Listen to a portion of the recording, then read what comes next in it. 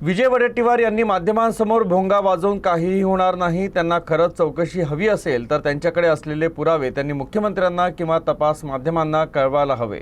कोणत्या अधिकाऱ्याचा सहभाग असेल तर त्याचा पर्दाफाश करावा, त्यावर सरकार नक्कीच कारवाई करेल। विजय वडेट्टीवार यांना माझं खुलं चॅलेंज आहे, त्यांनी माझ्याकडे तक्रार द्यावी असं आवाहन महसूल मंत्री चंद्रशेखर बावनकुळे यांनी दिलं।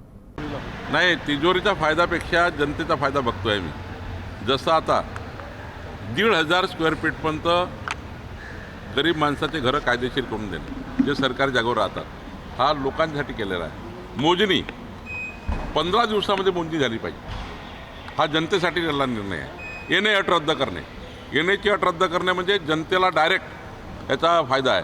500 स्क्वेअर फीट पर्यंत गरीब माणसांचं घर कायदेशीर करून देणार, 15 दिवसात मोजणी व्हावी, सनद रद्द करणं, अशा विविध निर्णयामुळे जनतेला फायदा झाला। पुढच्या वर्षी आणखी काही कायद्यात आम्ही बदल करणार आहोत। महसुली कायदे जाचक असल्यानं लोकांना चक्रा मारावे लागतात, त्याकरता महसूल विभागात पुढील 3 वर्षात नागरिकांना तहसील कार्यालयात जाण्याची वेळ येऊ नये अशी कामं आम्ही तयार करणार आहोत, असं महसूल मंत्री चंद्रशेखर बावनकुळे म्हणाले। जिवंत सातबारा मोहीम करणे, या 48 वेगवेगळ्या निर्णयामुळे महसूल खात्यामध्ये आमूलाग्र बदल झाला आहे आणि पुढच्या वर्षी अजून 8 कायद्यामध्ये आम्ही बदल करणार आहोत।